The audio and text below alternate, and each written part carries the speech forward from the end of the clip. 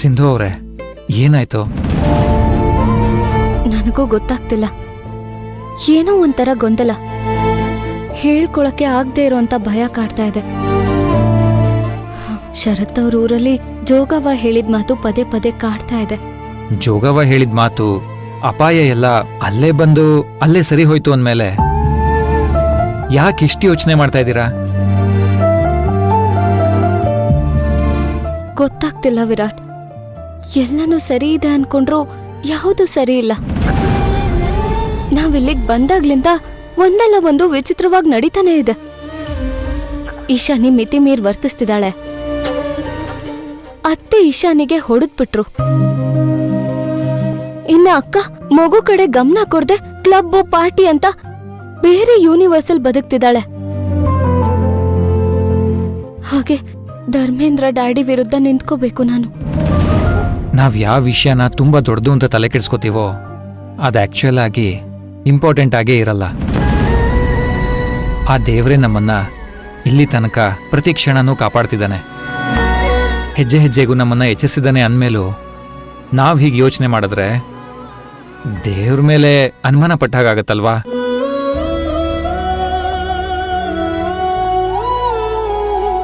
ಏನೇ ಬಂದರೂ ನಾನು ನಿಮ್ ಜೊತೆಲಿರ್ತೀನಿ. ಒಟ್ಟಿಗೆ ಧೈರ್ಯವಾಗಿ ಫೇಸ್ ಮಾಡೋಣ.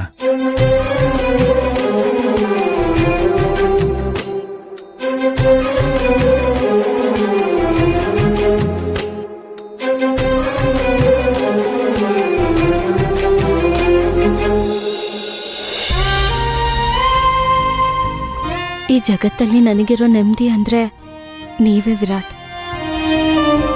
Thank you so much.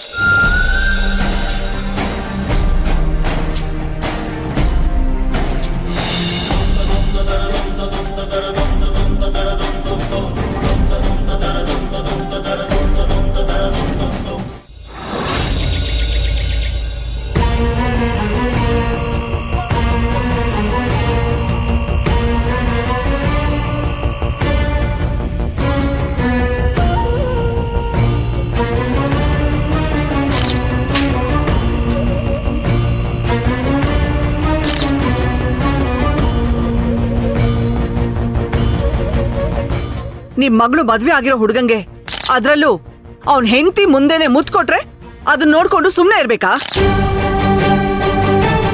ಈ ಮನೆಯಲ್ಲಿ ನೀವಿರ್ಬೇಕು ಅಂದ್ರೆ ನಾನ್ ಹೇಳ್ದ ಹಾಗೆ ಕೇಳ್ಕೊಂಡು ಇರ್ಬೇಕು.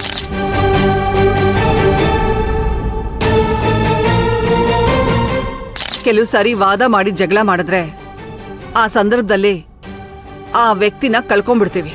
ಆದ್ರೆ ನಿನ್ಗಿರೋ ತಾಳ್ಮೆನೆ ಆ ಸಂದರ್ಭದಲ್ಲಿ ಸೋತ್ರು ವ್ಯಕ್ತಿನ ಗೆಲ್ಲೋ ಹಾಗೆ ಮಾಡುತ್ತೆ.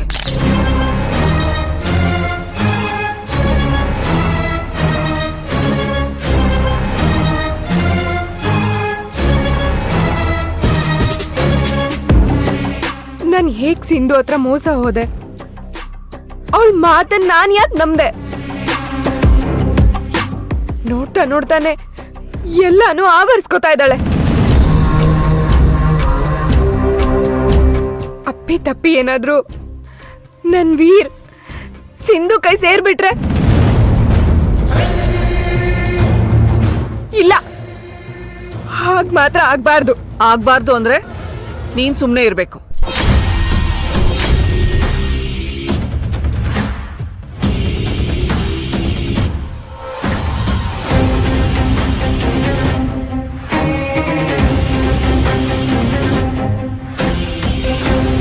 ನನ್ ಮೇಲೆ ಕೋಪನ ಸಹಜನೇ.